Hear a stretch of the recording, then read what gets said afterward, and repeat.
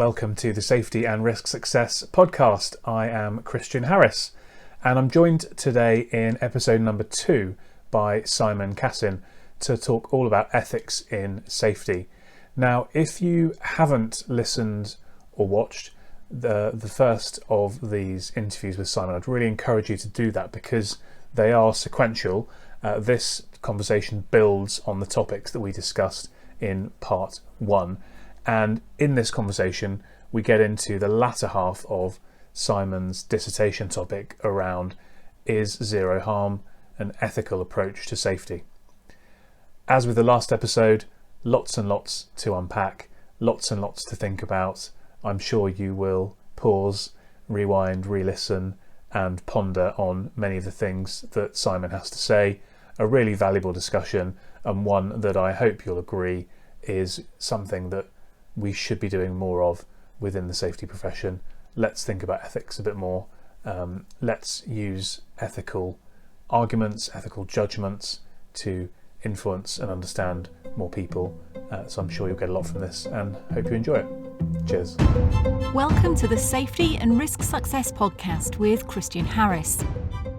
We believe that proactive safety and risk management powers business performance. Each week we explore this theme, sharing guests, stories, insights, trends, hints and tips. You can find us on all the major podcasting platforms, and video versions are available on YouTube. But for now, let's join the conversation with Christian. Welcome back to the podcast, Simon. Thank you. Yeah, nice to see you again. Yeah, it's really good. Yeah, brilliant. Yeah, we've left it a few weeks between the recording of the first episode and this one. But I took the opportunity yesterday actually to listen back to the first episode, which I thought would be useful grounding for me to kind of come into this conversation. And I'd really encourage you at home listening to this or watching this to go and, if you haven't already, take in the first episode as well.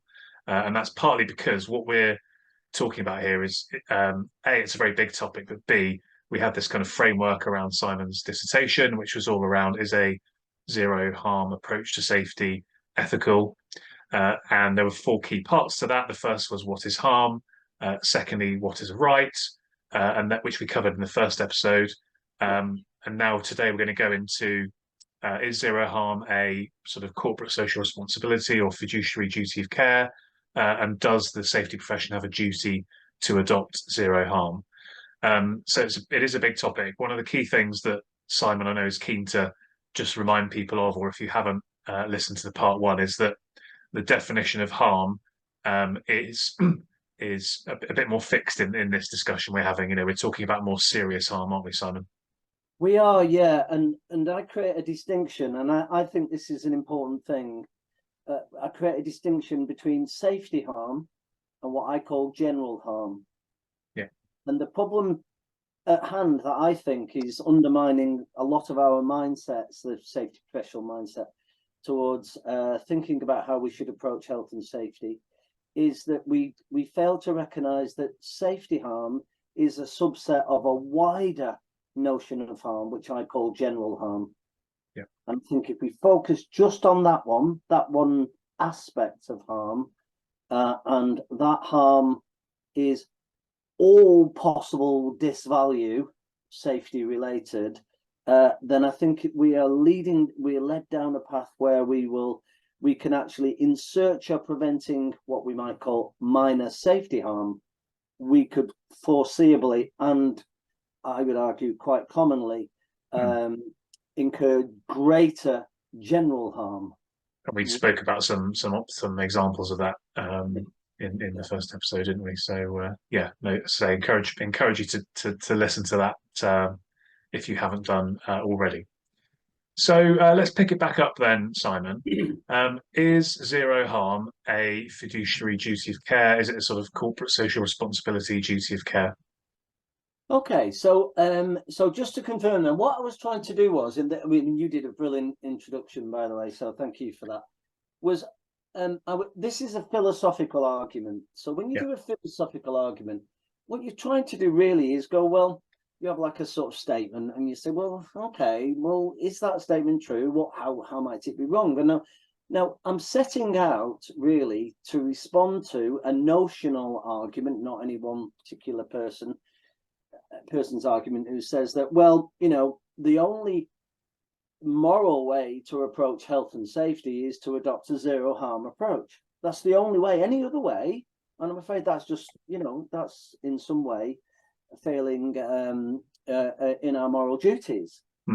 So that's where the harm bit. And then the second thing was, the second one that we did was the right. Sorry, I'm not just repeating what you said. I'm just trying to. Yeah. So the question there was, well, okay, do we have a right never to be harmed in the workplace? Because that's one possible argument that would say that we do. And we looked at that, and I encourage people to go and have a look at maybe the previous episode and see what they thought there. I think I gave a reasonable argument that said that, well, yeah, we have a right to some degree to be protected, our health and safety and well-being in the workplace, but it's not an absolute right. It's not all possible disvalue or safety harm, as I called it. Yep. And and I think we should be mindful of that. So the next bit I'm trying and also that we have the right to give up that right if we so wish as well. Yeah. Exactly. Yes. I mean, that concept of rights, we're not even starting to talk about it in the health and safety industry, but many other industries as well. We're not just like worse than everyone else or anything. There's lots of industries making claims rights, and they don't really know what rights mean. But anyway, never mind. Yeah. Right. So chapter 3. Right. So I'm thinking, right now, hold on a minute. How, well, okay, well, maybe we haven't got a right to it, some kind of moral right to zero harm, but maybe businesses, organizations have a duty, have some kind of duty. And you mentioned fiduciary duty or corporate social responsibility or business ethics related thing, or however we want to couch it, to protect to protect people from all forms of what we call safety harm. So we've got to explore that. We've got to say, well, what does that mean?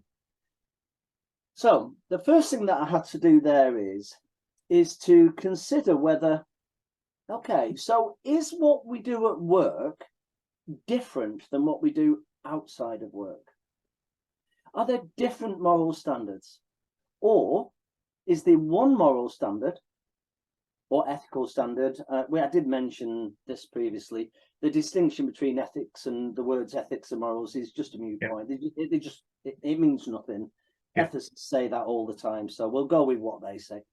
Yeah. So the question that we're trying to say is, well, okay then, are we saying that all aspects of our life, out of work, in work, have exactly the same moral standards or ethical standards? I mean, what do you think, Christian? Is it the same no matter what you do? I would say probably no, because I think there's there's two ways of looking at that, I suppose. There's on a personal level, you could argue yes, but from the perspective of a organization or a corporation or something like that, then I think there is a kind of a moral duty of care to sort of look after the people that are working for you or your customers or something, which you wouldn't necessarily have as an individual. So let's say you were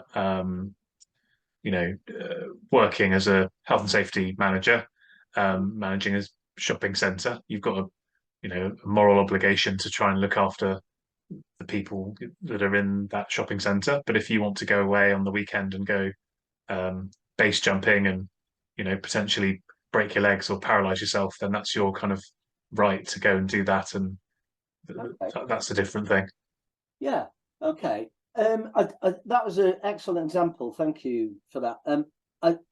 If I could perhaps give a slightly different perspective. So, for example, and a lot of people, I think we do this on social media. We sort of say, well, that's just wrong. Some things are just wrong, and they're wrong whether you're at home or you're at work. So it's just wrong. And do you know what? I think they're right. Yeah. I think they are correct in that. There are some things that actually, I'm sorry, pal, you can't do that. It's just not right. That's just not acceptable. Yeah. But there are some things that are, now this is an interesting perspective, that are what's called permissible. They're not necessarily desirable, but they are permissible and acceptable.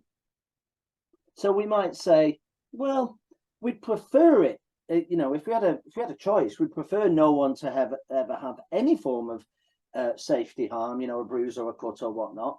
We'd prefer that. But there are times when some of the things that we do within work that make the possibility of those things, we're not aiming for it, we're not, you know, trying to do that, but we're just going to have to accept it because it is a byproduct of this thing that we're doing. And so if that's the case, then it means that there must be some aspects of ethics or morality, whichever phrase people want to use, that is dependent on what we would call role morality. Okay, so an example, what I do in the dissertation, I don't think it's necessary to go into too much depth, but I think we can see that there are some occupations, and some are more obvious than others, where according to their role, there are morally acceptable behaviors that would not be morally acceptable in other roles or non-professional contexts. Let me give you an example. Okay, so let's say that we've got a person over here, Julie, whatever, and she's a doctor. Okay, we go and see Julie and we talk to Julie about a medical issue. Julie, as a doctor, has a professional duty and an ethical responsibility to protect my privacy and confidentiality, hasn't she? Mm-hmm. But so I could tell something to Julie and say, "Oh, Julie, you know this, you know this thing or whatever," and Julie thinks, "Right, blinking heck, yeah, but I've got to keep that secret. You know, that's confidential." She doesn't have a duty to tell people, and I'll give you an example of something. A real life example in a minute. But if it was a police officer and I told a police officer the same thing, the police officer would have a ethical, moral, professional responsibility to say, well, I know you told me that, Simon, but you know, and you wanted me to be confidential, but I'm not keeping that confidential because actually there's something there, you know, that's actually quite an important thing, you know. And whether it be illegal or be a possible, you know, cause harm to people, public health issue or whatever, you know. Yeah. So we can see that the concept of confidentiality, okay, the moral concepts of that and privacy, in one professional context, we would expect something different than we would in another. Yeah. So if that's the case, then there must be something different then. There must be some different standards of morality, depending on your role. Do you agree? Well, and I suppose you could look at that from the perspective of, so that's about how a person reacts in an ethical or otherwise way to something occurring. But I suppose you could also look at it.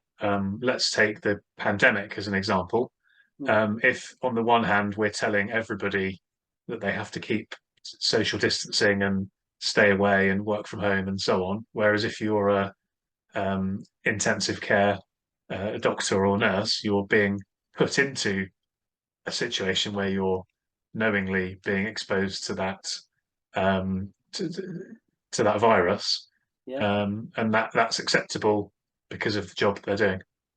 Yeah, but obviously we obviously do mitigate the risk as much as we possibly can, of course. But you know, the risk is there, and we know that the risk is there, and we're deliberately putting them into that risk.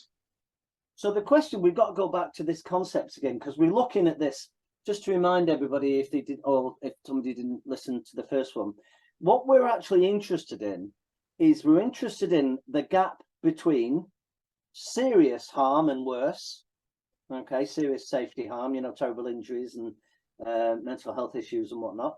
We're actually interested in the gap between that and all safety harm. That's the bit we're talking about. We're not talking about whether it's morally acceptable for horrendous things to lots of people. That's not what we're talking about. We're talking about that gap. That's the bit. That's the bit. Yeah. So actually, a better analogy for me then would be, rather than a doctor or a nurse in intensive care, it might be a cleaner who was being put into going to work in a physical building and potentially being exposed to the risk of during their commuting and during the time they're at work.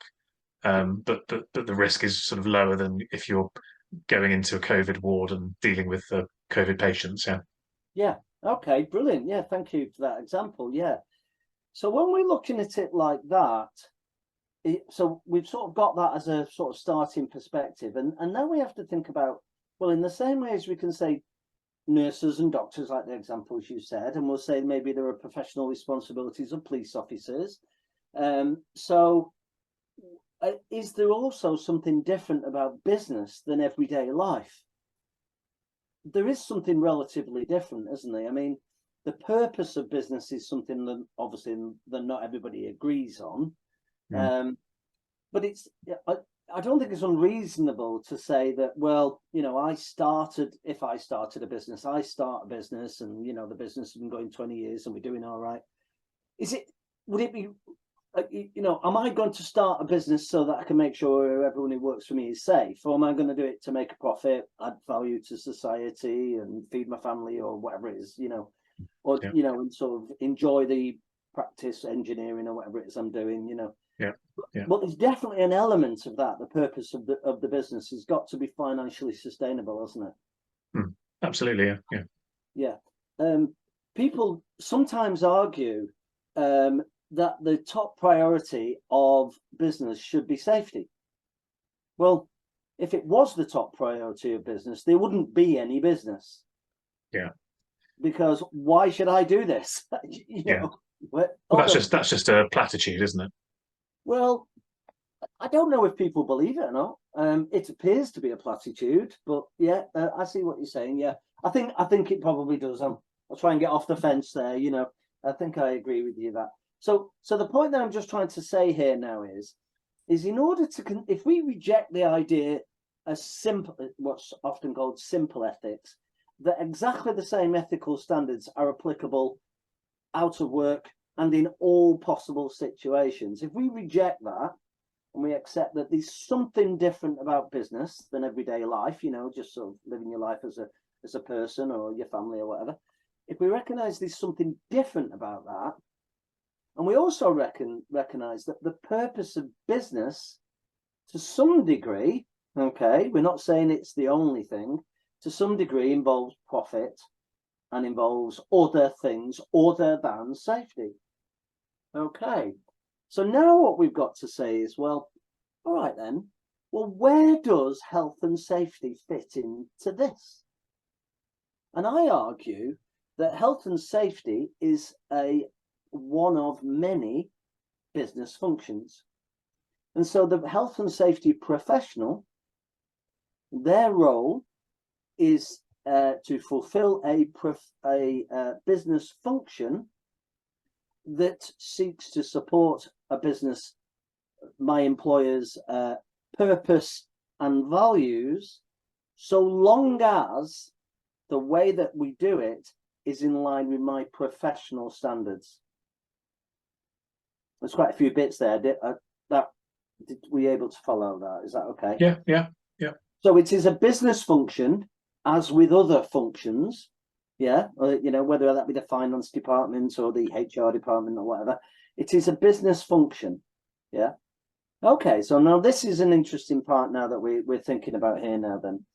So I think we can probably agree that our business function, it is not unethical. It is not, just to confirm, it is not unethical to fulfill our business function, to have the purpose of our business function is to ensure that there is no safety harm or other harm to anybody. Yeah. So we can have an ethical purpose of zero harm, but the bit that's we're interested in here is how we do it.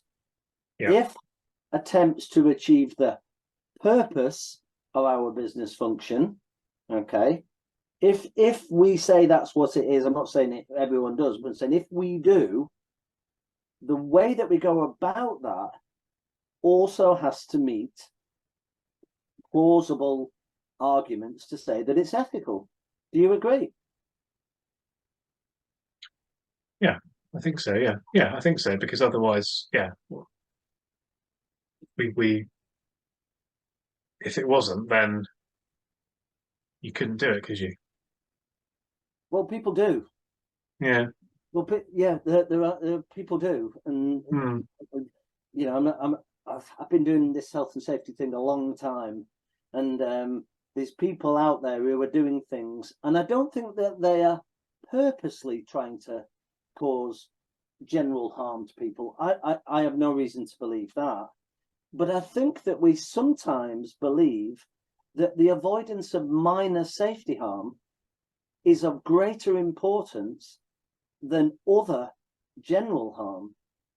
So we might say, well, okay, yeah, what we're gonna ask you to do is going to be is possibly going to be is going to add issues such as autonomy, and we might have financial implications, lack of respect, disengagement, confidentiality, etc. Okay, we're going to compromise those ethical concepts so that no one gets hurt. We're going to do that. Okay. And I can give you many examples of that. And I don't think we need to think very long before we can actually think about that. It really isn't an issue. You know, we won't struggle for examples of that, that's for sure. So anyway, so I think I'm going a bit off on a tangent here. So what I'm trying to say here is the purpose of something can be ethical. And I think generally, you know, all things considered, the purpose of the health and safety function is, you know, we'll broadly accept ethical, moral, whichever your preferred word is, we're going to accept that.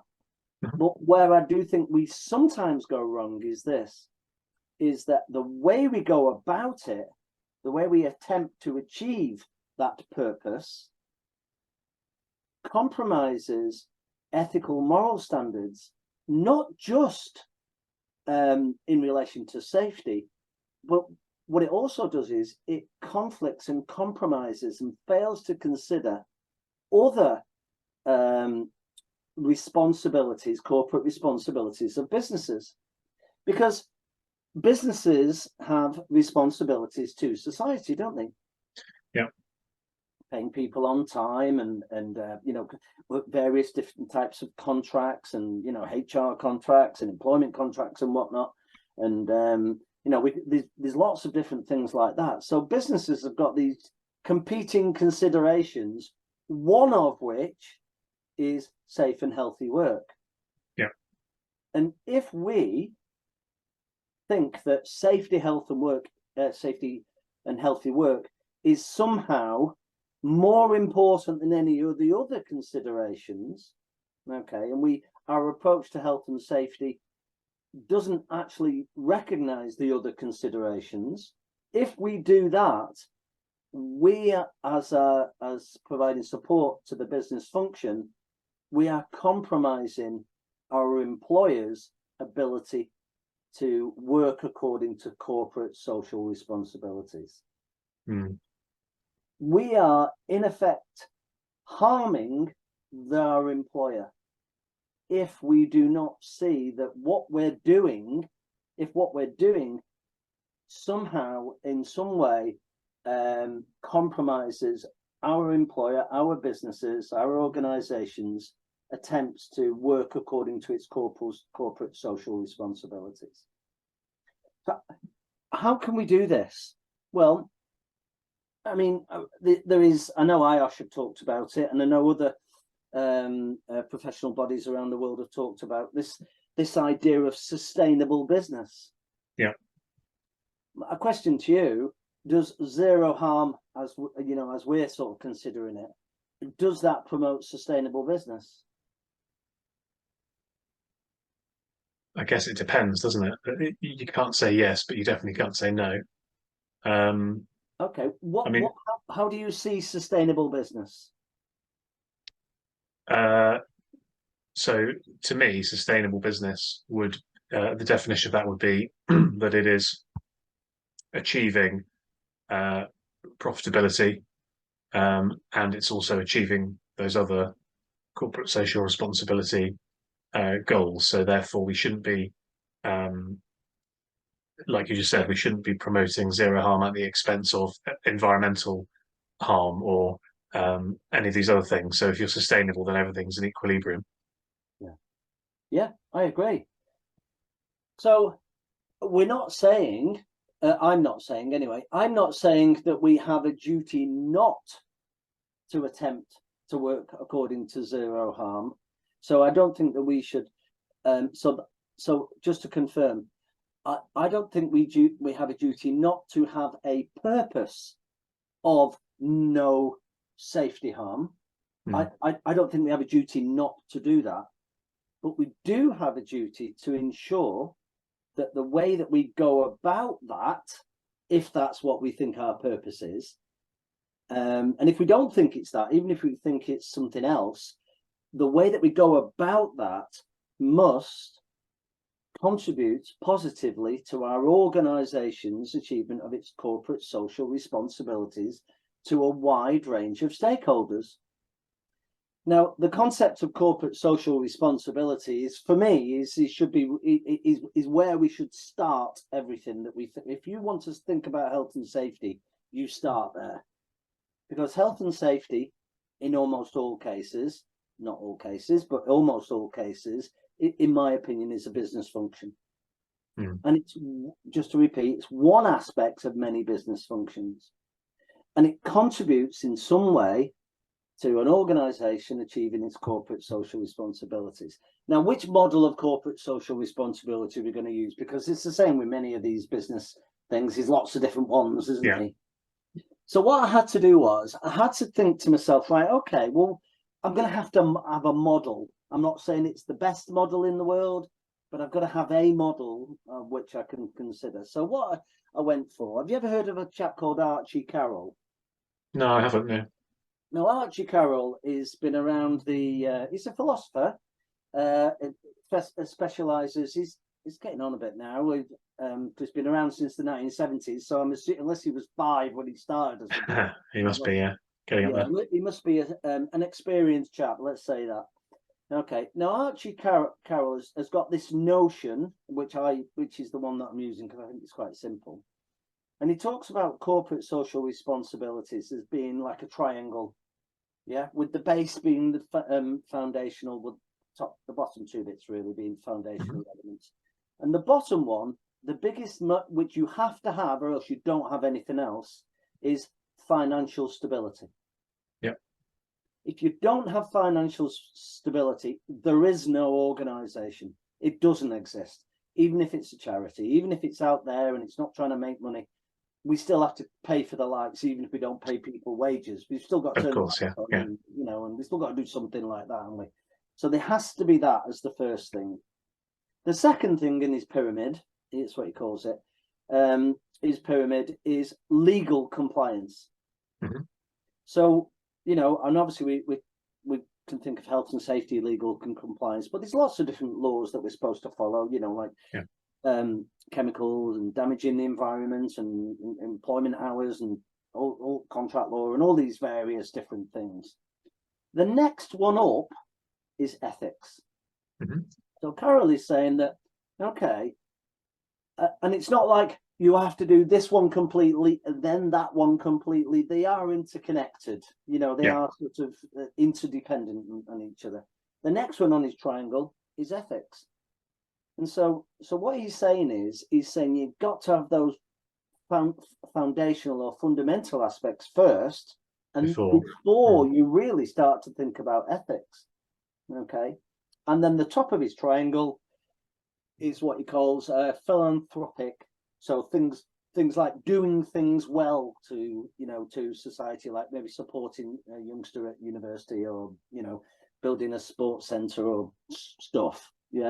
And doing those kind of things.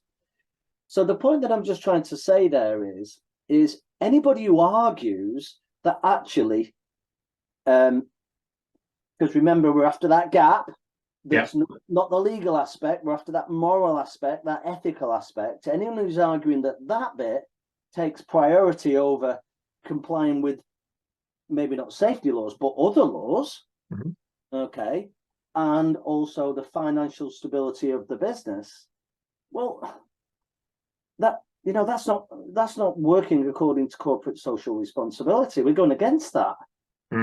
So we're actually not helping society. We're not helping our business. Have I made a reasonable sort of argument in relation? Yeah, and it's interesting to think about that in the context of, or compared to, let's say Maslow's hierarchy of needs, isn't it? Where you can make the same kind of argument, because it's the very basic is about, if I recall correctly, it's about food and warmth and safety and security, isn't it?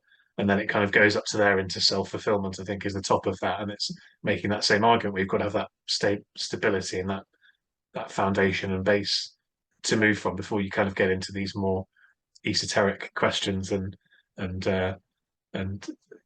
subjective things. I can't remember the Maslow's triangle. Obviously, we've all seen it. I can't remember, but I think it seems reasonable what you're saying there. But the an interesting thing here is if we go back and remember that we're only talking about the gap between serious harm and all harm, aren't we? Yeah. That's the bit we're talking about. We're talking about that bit. And it does seem, there is an argument where we say, well, hold on a minute, if we're having terrible health and safety things, and our workers are being really badly hurt or worse, and we were being prosecuted left, right, and centre, well, it's not very stable for the business. Yeah, I agree. I think we should avoid that, definitely. Yeah, I do.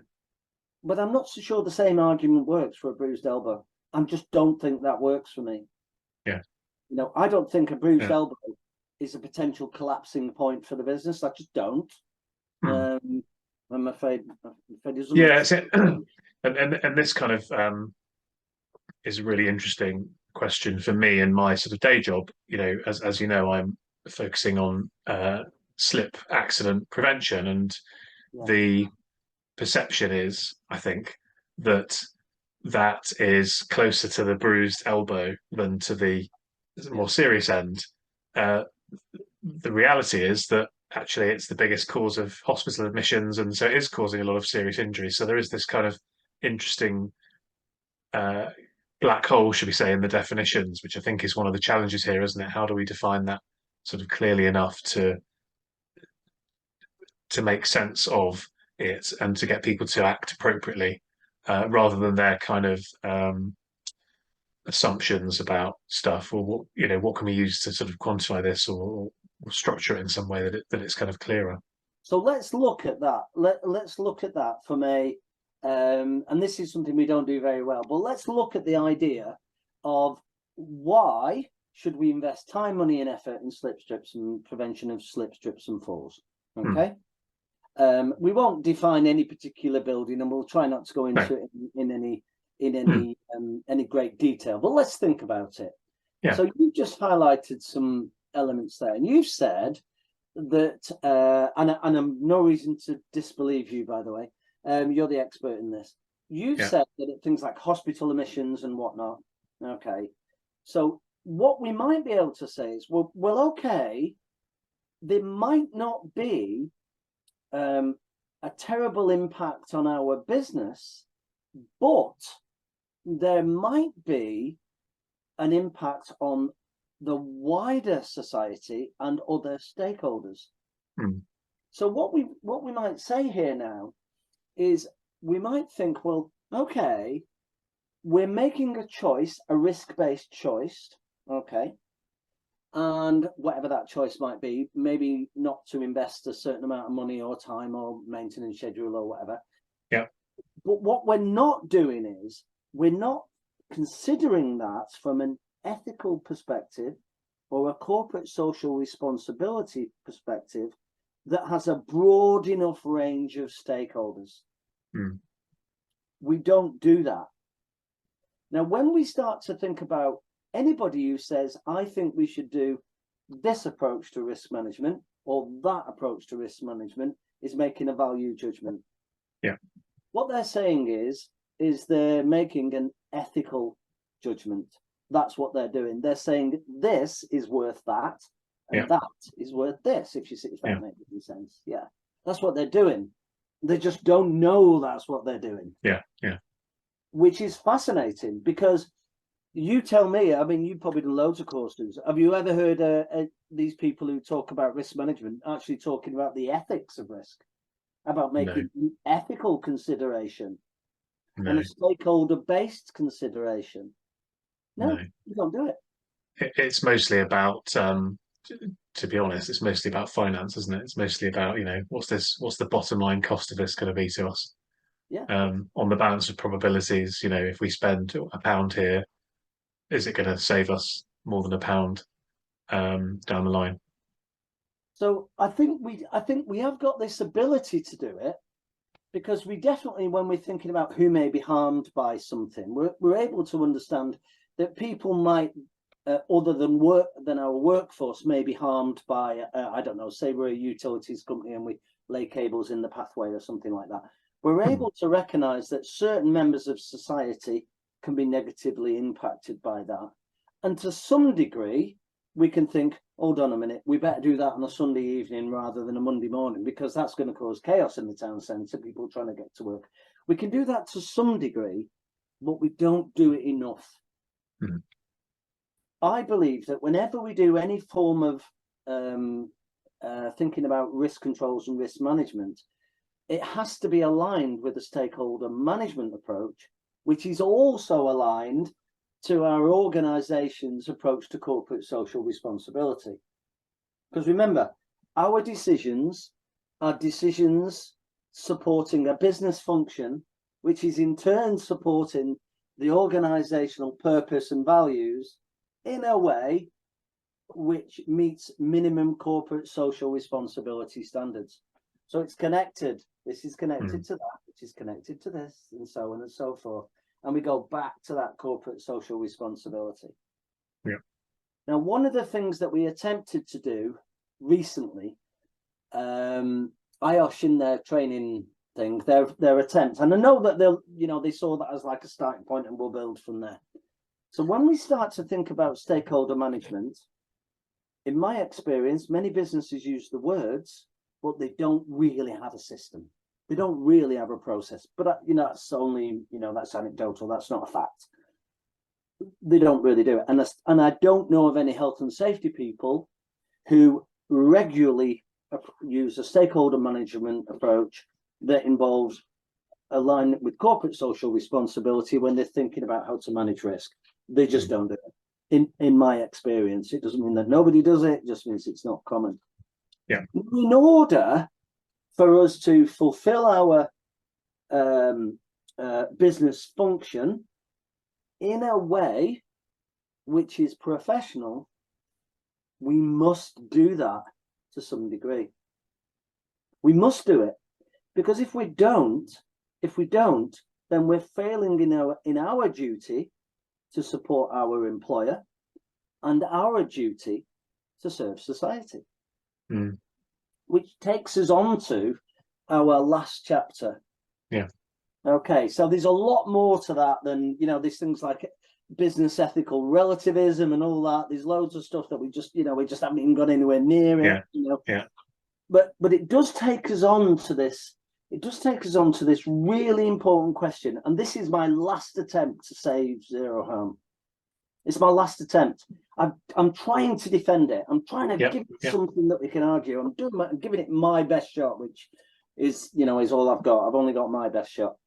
So now I'm saying, well, I can't justify it from that a business has got a corporate social responsibility to invest sufficient time, money, and effort, etc., to prevent all possible safety harm to anyone who could be harmed by what we do, our acts and omissions and whatnot. I just can't find an argument for it. I just can't.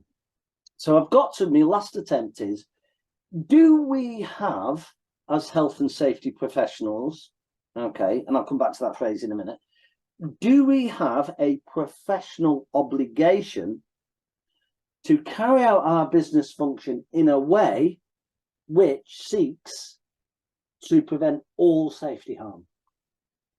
Because if we do, then that would give us so if we have that duty, then we have an obligation to give advice based on the fulfillment of that duty, don't we? So the first question to ask, which we're not going to be able to go into any great depth, is, well, okay, are we actually a profession? And occasionally I see people talking about this, and on social media and whatnot. And I'll be honest, the arguments tend to be a little bit sketchy, for or against. So who decides whether we are a profession? There's some really vocal people who are, really clever people, and got some really good things to say, who say, oh, we're definitely not a profession. And then we've got other people on the other side who are also really clever and, come up with some great stuff, who say, no, we definitely are. Yeah. But, in what we've got to do is, if we're going to follow a analytical, philosophical approach, which obviously I would say we should try that. We first of all got to agree on what we mean by this thing, profession, what actually, to be a professional. And one of the things that I had to have a sort of starting point, and there's this chap called Bennion who is who came up with these 6 elements, 6 fundamental elements that decide whether something is or isn't a profession, from the 1960s. And business ethicists will look at that and they'll say, well, okay, Bennion is a starting point and we'll build from there. We might not necessarily agree with him, but it's a starting point. Okay, so I've just realized something that I didn't mention, which I think I need to mention. I didn't make clear. So if we recognize that business ethics and role-related professional ethics, the ethics is different for a doctor in some cases as it is for a police officer or somebody else or whatever, a safety person. So what we've got to think about then, if there is a different sort of thing about ethics, what we need to recognize is that when we're talking about ethics in a professional context, we need to talk about business ethics, applied ethics, and professional ethics. Because they're not the same as ethics. Yeah. All ethics. Yeah. They're not the same. Yeah. Okay. So I've got here to show you. Let me show you. That's one volume of. Is it? Can you read it? Can you see that? Yeah. It looks right in front of me. Encyclopedia of Ethics. Yeah. Yeah, that's one volume of ethics. Hold on a minute. What's this? That's one of 4 volumes of applied ethics. Okay, nice. This has things in it that doesn't. Yeah. Why? Because this is based around actually ethics, making ethical decisions within professional context and business context. That's different. But there is lots of crossover. Of course there is. But it's different. Okay. So I think that is a fundamental thing that we've got to try and do as an industry. We've got to think about ethics when we're talking about work from a professional and applied ethics standpoint. Yeah. There's a reason when I chose what ethics masters to do, there's a reason why I did an applied and professional ethics course, because there's plenty of others, really good ones, but that were not applied in professional ethics. And that's why I focused on it, because I wanted to learn a little bit more so I could think about my professional and business activity. Anyway, right. So now we're, sorry, I've sort of gone back there, haven't I? Sorry.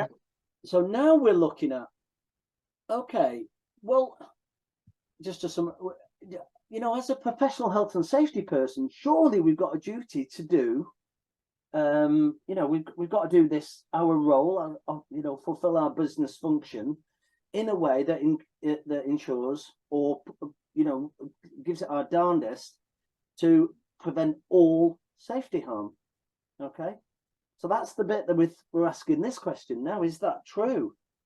So, okay. So one of the things that I think are important is to say, not necessarily what is go into any great discussion about what is a profession, but who does a profession serve?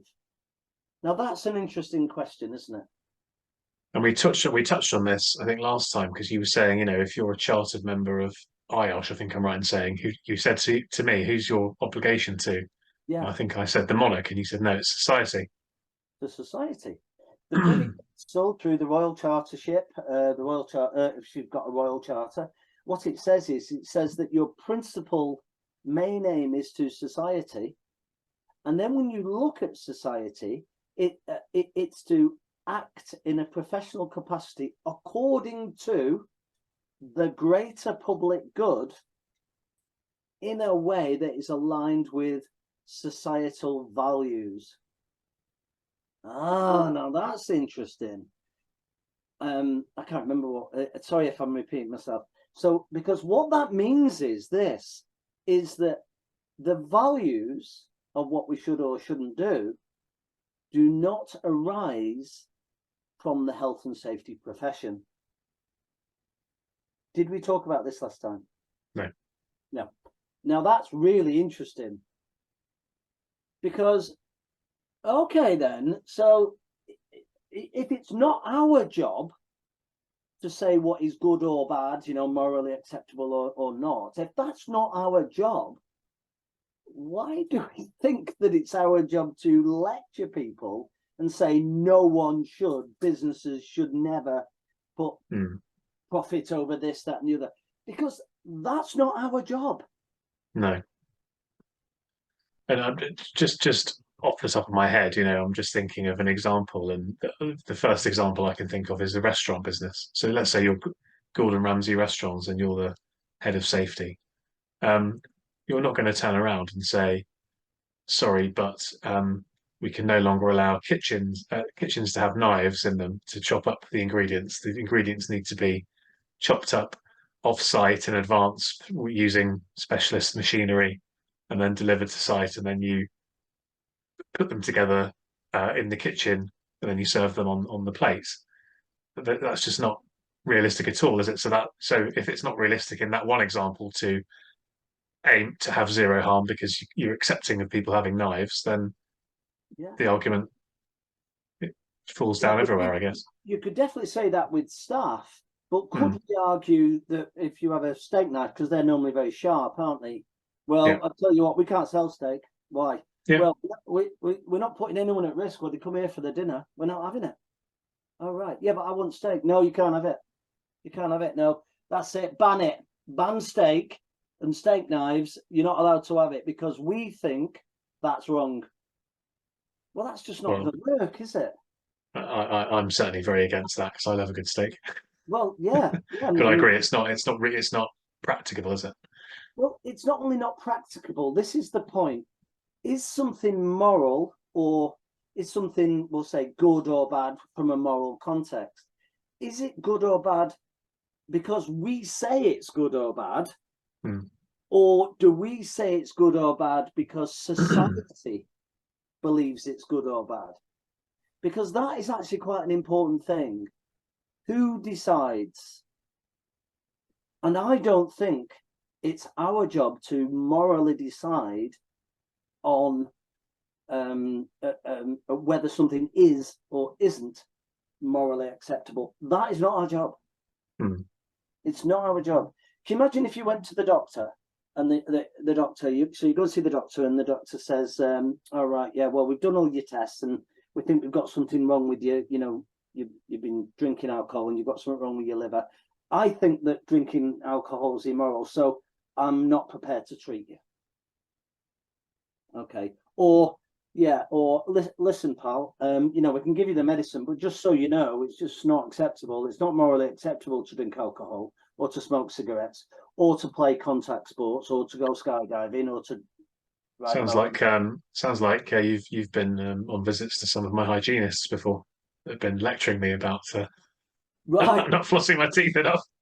So the point that I'm just trying to say is we can say, well, listen, fella, if you carry on doing that, it's not going to be good for you.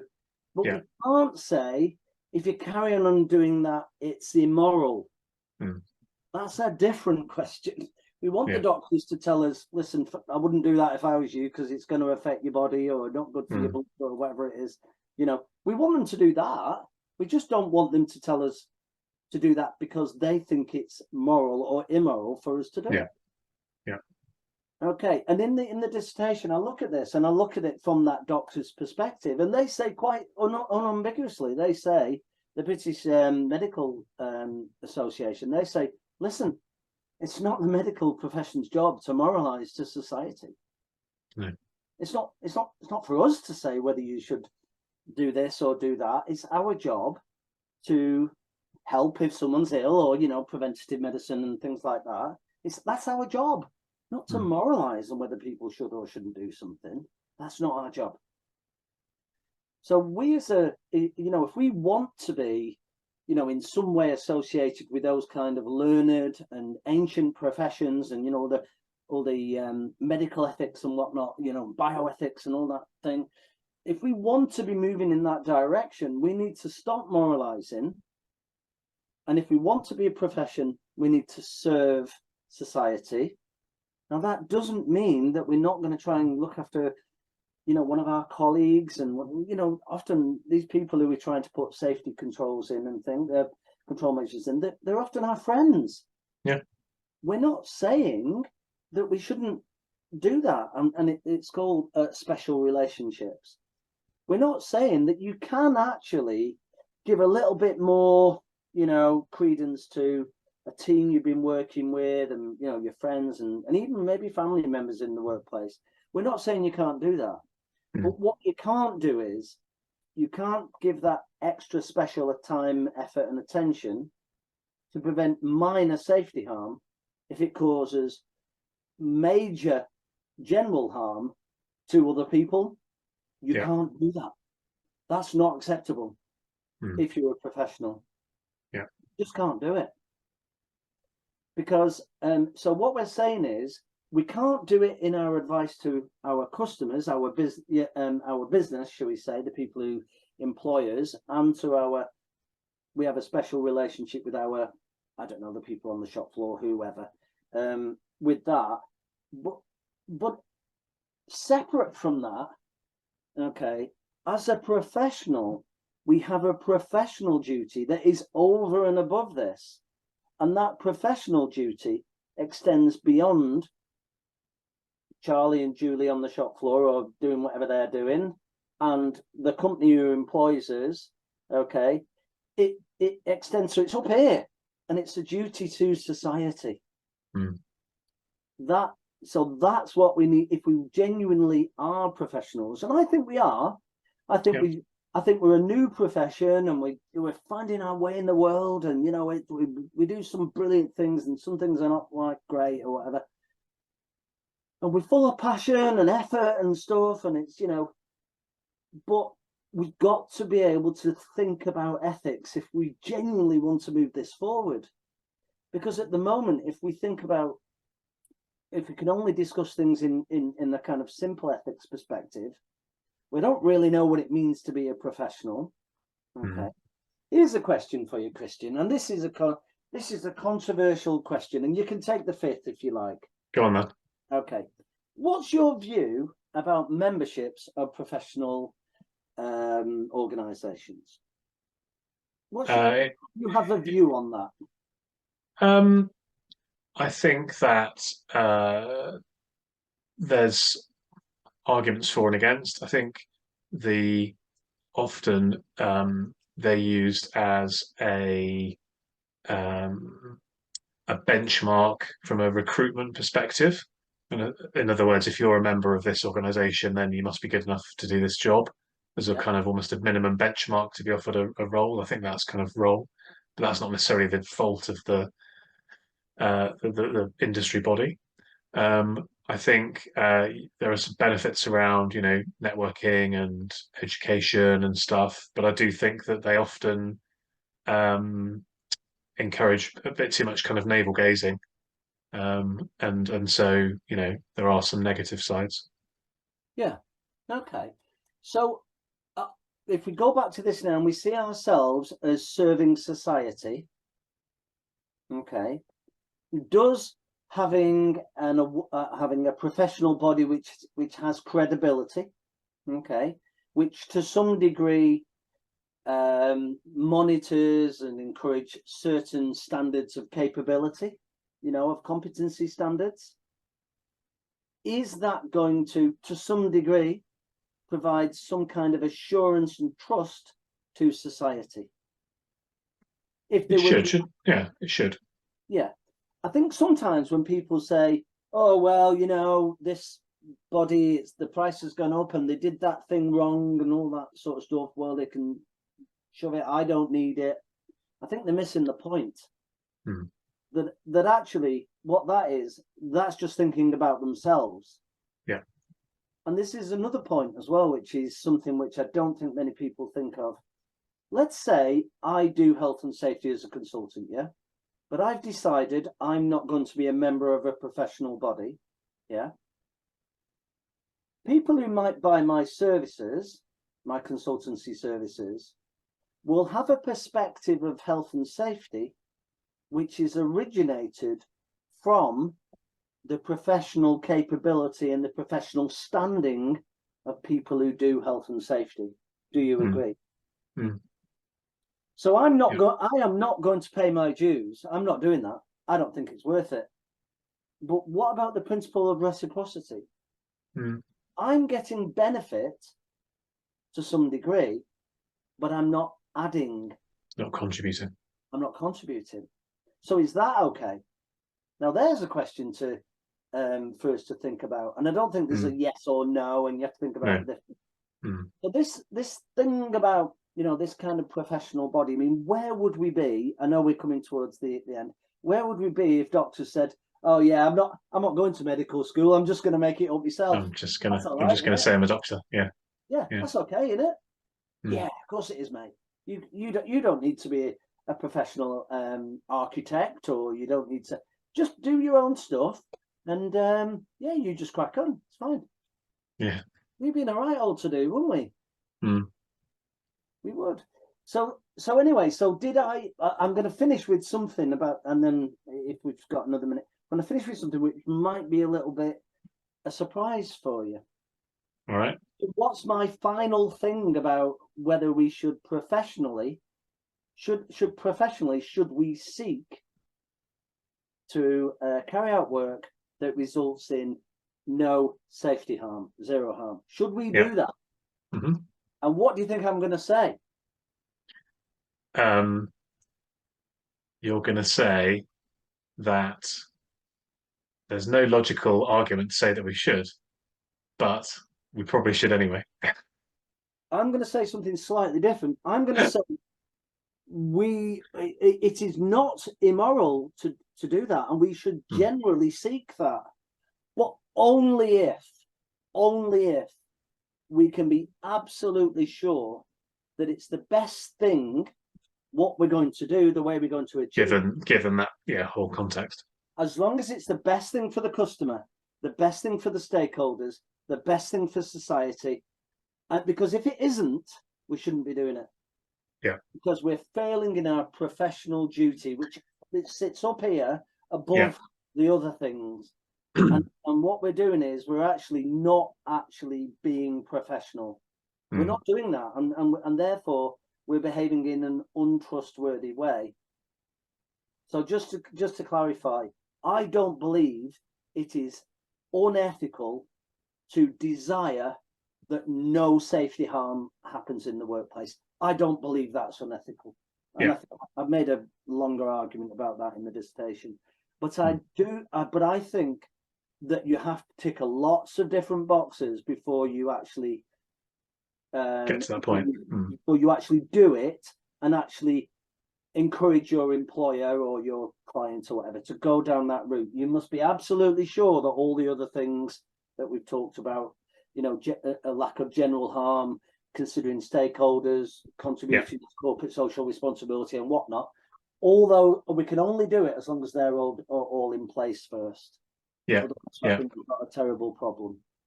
Yeah. Very, very interesting. So the thought that's come to my mind, Simon, is thinking about this from the perspective of the profession, if that's the right word. And I think we're agreeing that there is a profession. Um, one of the big challenges we have is the perception of being the health and safety police. And it sounds to me, or what I've concluded from our discussion, is that we need to be better at understanding these ethical questions, because otherwise, if we're preaching and coming across as the health and safety police, but we don't have the moral authority or right to do that because we don't understand these ethical arguments, then we're always going to be pigeonholed into this corner, and therefore that is a big barrier to us as a profession of achieving what we want to achieve. Is that a fair summary?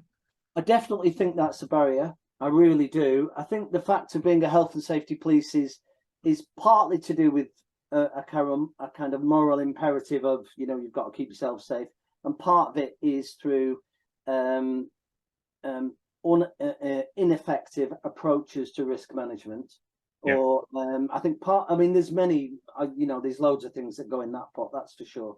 So one of the things here that I want to say is, if we want to be a professional, we have to be effective. Yeah. Can you imagine if you went to the doctor and they said, oh yeah, what I'm going to do is I'm going to do an operation on your knee. I said, oh, brilliant. Yeah, is it going to fix it now? Yeah, but why are you going to do it then? Well, we've got to do something, haven't we? Got to tick the box, haven't we? Yeah. Hey. I'm the football manager, and I lose 30% of my games or whatever, because 30% of people can have an accident, or you're right. It's got to be effective. Yeah. If it's not effective, stop doing it and actually stand up as a professional and do something, or at least suggest something that is effective. I mean, if we were two doctors and we worked for a medical, I don't know whether it be the NHS or a private hospital or whatever, and they said, we want you to do this operation. It doesn't work, but we want you to do it. I think we might say, I'm not really sure about that. I don't think that's ethical. We would say that, wouldn't we? Mm. We would.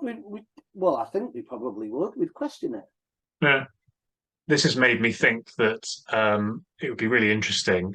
We won't go into it now. I think I'm going to invite you to do this with me another time, but to think about the ethics of the kind of safety plateau. So, in other words, if our data is flatlining, does that mean we're effective? Is that ethical? How should we approach that? I think that could be a really interesting discussion.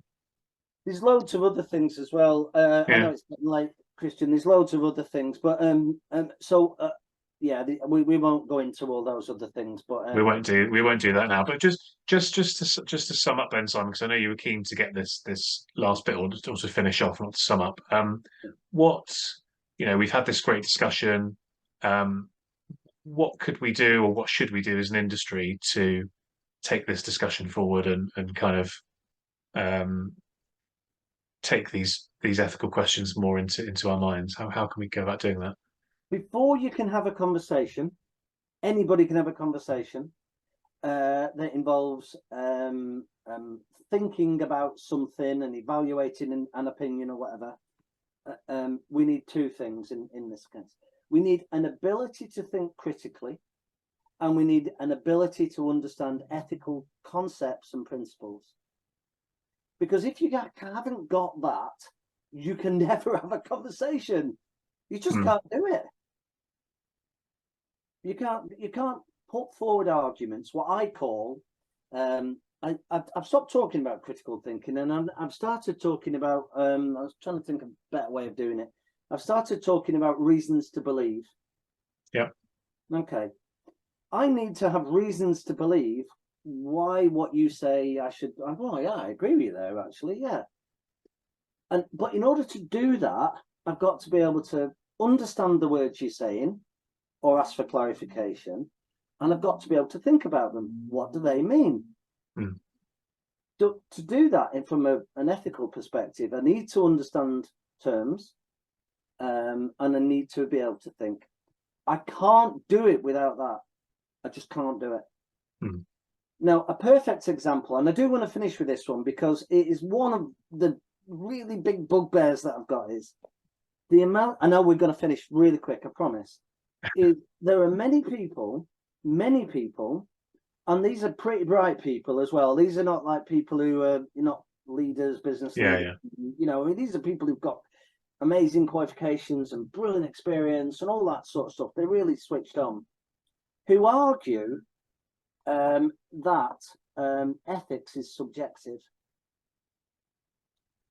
If ethics is subjective and something is good or bad from an ethical perspective, according to someone's opinion of it, that basically means that everything is ethical if somebody thinks it's ethical. And it means everything is unethical if one person thinks it's unethical. It's just absurd. It's nonsense. Okay.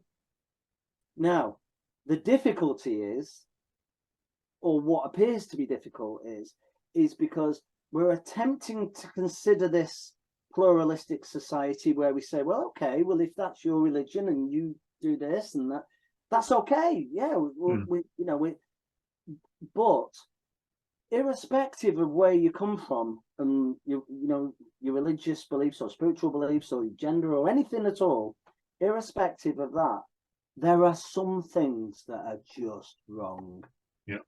And if that's the case, there must be some elements of ethics that are not subjective.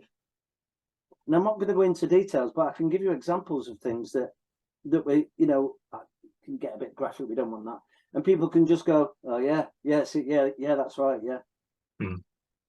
And this is something. If we think ethics is subjective, there is no conversation, and I can give you lots of arguments to show you how it isn't.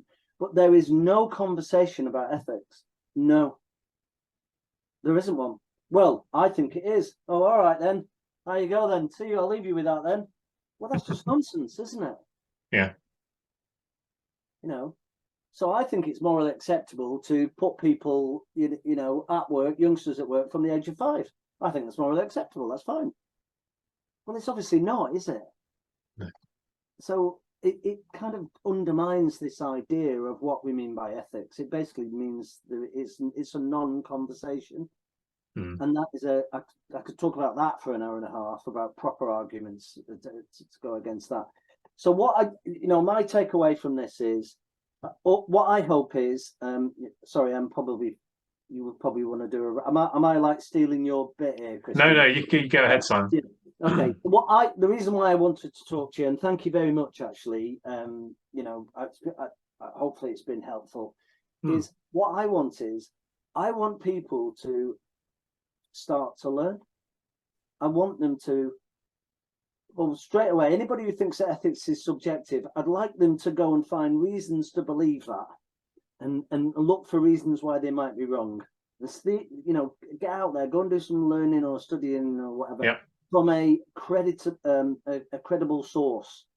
So let's go and look at that. I would really like that, and I'm coming towards, I'm not like still a bit of life in the old dog yet, but I'm at that end, the other end of it. I'm not going to be doing this in 30 years. I would like people who are coming up through the health and safety profession in the same way as we've got people who've learnt about really important things, whether it be chemical engineering and process safety and all these various really important things. We need a group of people who can understand ethics to a decent, reasonable level, so that we can start to, and it might take us 50 years, look at some of these important questions and think it through from a so we've got a credible, not just academic, but form reasonable arguments that can stand up, to scrutiny. That's what I would really like. I think that'd be brilliant if we did that. So yeah. Well, all I can say is that this episode and the prior one, have been a real inspiration to me and have made me think about things and challenge my thinking and therefore get this kind of thinking and conversation going. So hopefully we can use this as a springboard to have more of these kinds of conversations. So thank you very much for that, Simon. And I encourage you to, if you're joining us, to seek Simon out on LinkedIn, connect, follow him, and get involved in the discussion, as Simon said, because that's how we can try and make a dent in this challenge, I suppose. Brilliant. Thank you very much, Christian. I've really enjoyed meeting you and chatting away and all that business. Thanks, Simon. Yeah. Good luck with Yeah, everything. no, it's good. Yeah, thank you very much. And thanks for joining Simon and I, and we'll see you again on our next episode. Take care. Bye. Thanks for joining us on the Safety and Risk Success podcast. If you've enjoyed this episode, please hit follow and do share on social media. Does anyone you know spring to mind as a great guest, even yourself? If so, please contact us on podcast@slipsafety.co.uk. See you next week for another episode.